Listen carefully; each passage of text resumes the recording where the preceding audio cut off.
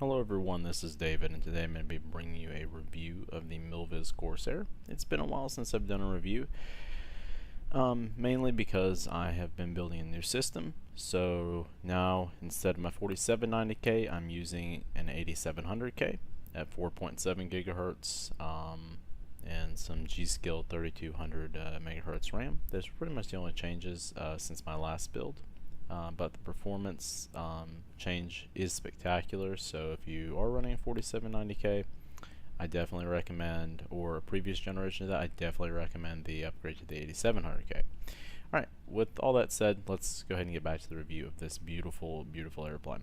Let me first off start by saying that the Corsair is one of my favorite World War II airplanes. It just has this look of ruggedness, toughness, and in my opinion, nothing can beat the sound of a radial. My P-51 sounds great, but I'm sorry, a radial sounds way better to me. And Milviz has done an excellent job capturing the look, the feel, and the sound of this airplane. You can attach bombs and rockets and machine guns and everything to this aircraft, where you can fly it, like a warbird. It's just a fun airplane to fly. It's an absolute handful, so it definitely takes some skill to fly. It's not, like your run-of-the-mill add-on airplane. This is, more of like an A2A style aircraft, or, like any of other Milviz's warbirds. They're not easy to fly. You actually have to take the time to learn the airplane a little bit. With that said, it's not overly complex. It's not like a full, study level sim, like maybe the PMDG or the FS Labs A320 is, but overall it's a really great airplane. Flies really great. Obviously I've never flown a Corsair, but I do have quite a bit of time in EAC 52, which I own. So it's a radial. A lot less horsepower, but a lot of the tendencies are the same. Alright, the outside of the aircraft, the texture work and 3D modeling and bump mapping is just spectacular. They've went to kind of capture not so much a restored Corsair, but a Corsair that you would see in World War II. They've captured little details like the trim not actuator rod, I guess is the one thing you could call it. They've captured that in 3D. The bump mapping just looks spectacular. The texture work, it kind of gives it that newish but rugged look. You've got the slightly oil-soaked screws there, and right here where you're going to be climbing in the cockpit, you've got a little detail like this, where your feet are going to be scuffing a lot getting in and out of the airplane. The gears look absolutely amazing. The 3D modeling on those and the texture quality is really good.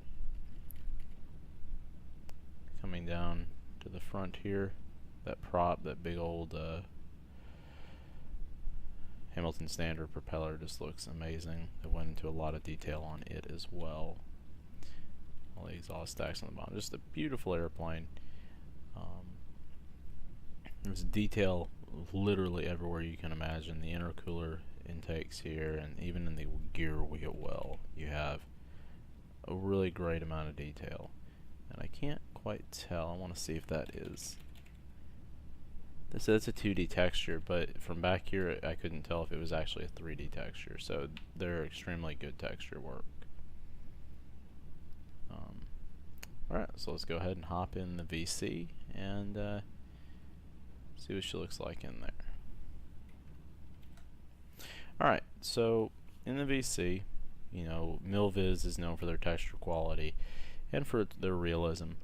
And it's the same story with the Corsair. Everything looks really good, kind of a rugged, but, not overly, like worn out look, but pretty well used. Alright, let's go ahead and get this started up and we can talk more about it then.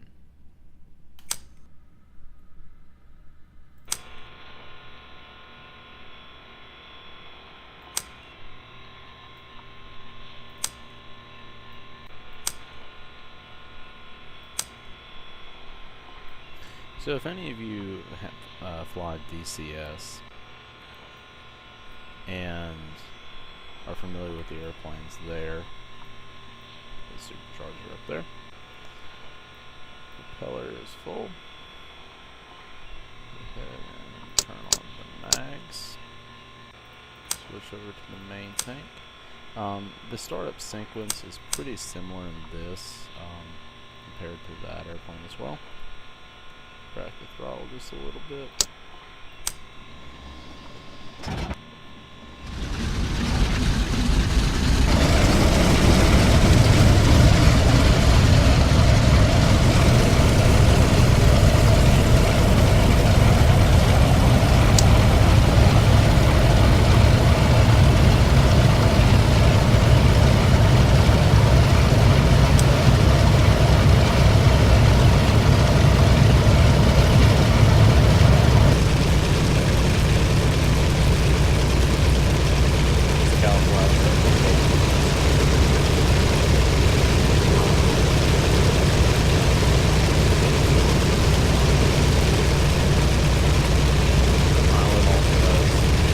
Great amount of detail, and you can even see the cockpit from the external model. Everything just looks really nice in there. Even you got reflections on the gauge in there, so just an extreme amount of detail that is extremely impressive. Got I guess you can see there a nice reflection on the prop. I'm just very, very impressed with this airplane. Alright, let's go ahead and let the cylinders warm up a little bit. Not that it really makes a difference, but you know, want to be realistic. Alright, so to help out with that, I'm going to go ahead and close the cowl flaps up. Alright, so flight dynamics wise, this airplane is a handful, and I don't say that lightly. I'm going to kind of talk you through a takeoff in it. Most people who've flown high performance airplanes like this in DCS will understand what I'm talking about when it comes to taking off in this airplane, but it is a complete handful. With that said, I'm going to close the canopy up here and get ready to go.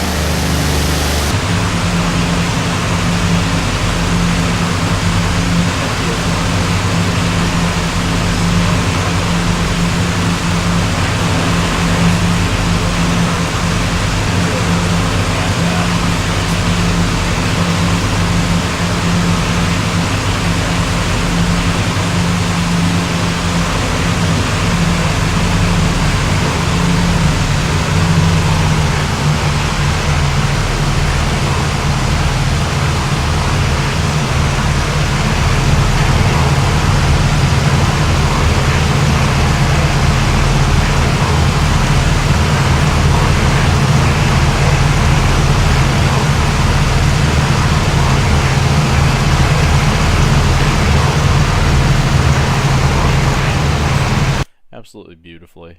You know, as the airspeed drops down, nose falls over just like it should. The airplane will spin if you push it. and I'll get a little bit of altitude and I'll demonstrate that to you.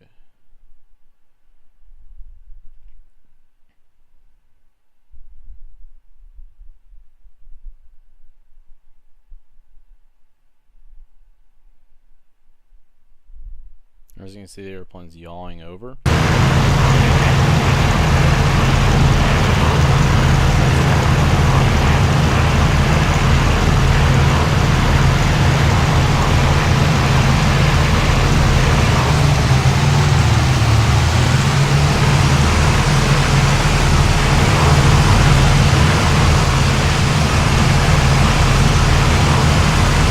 And if you let it continue to spin, it will develop into a full spin.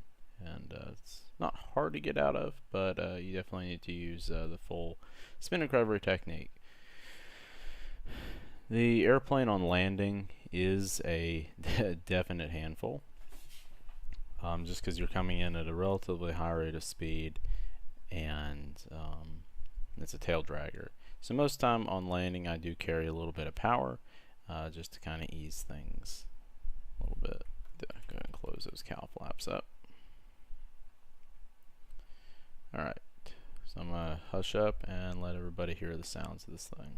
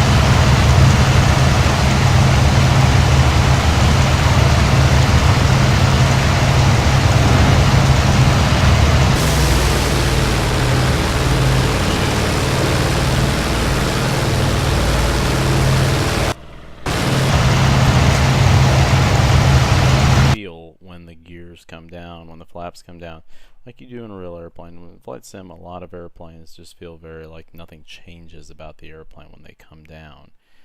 So it's nice to see that.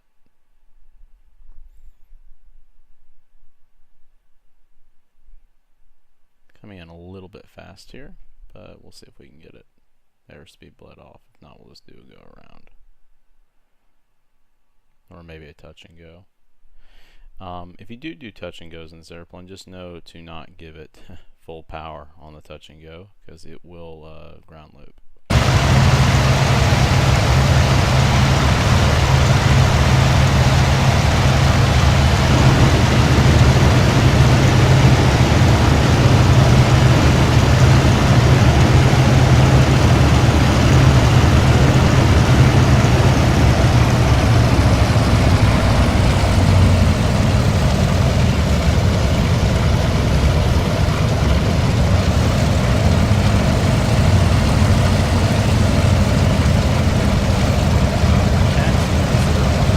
Definitely recommend having toe brakes, just because you do need to use the brakes quite a bit.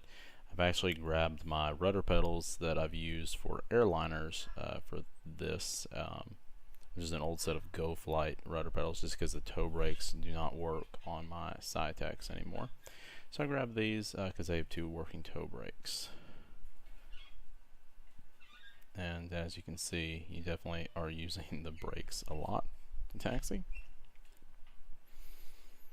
But yeah, it's just an absolutely beautiful airplane. It flies great. The only one issue I've run into in it, and I haven't tried it to repeat it, but what it was is I wanted to see like the glide ratio, because from reading and watching television shows, I've seen that the Corsair's glide ratio is really bad. Basically, it's like a flying brick. So I wanted to see what if they carried that through to this model, and they did. It glides horribly, but for some reason, even with the mixture cut off, the engine sounds still continue to play. I'm not sure what that's about. Like the only way they changed is when I brought the propeller back to try to flatten the pitch of it. That's the only time they actually changed. So I'm not sure about that. And the only other thing I noticed on it, and this is just from knowing my Yak 52, is that I have roughly 90 seconds of inverted fuel and oil supply in that airplane. And so I rolled this airplane, held it upside down for about 2 or 3 minutes, and it's never ran out of fuel. So I don't know if they just didn't bother to model that in there, or maybe the Corsair uses a different type system. But like I said, overall, I mean, that's such a minor thing, and it's just getting down to nitpicking, and that's really not being like fair to Milviz, and it's really just a minor issue. Alright, with that said,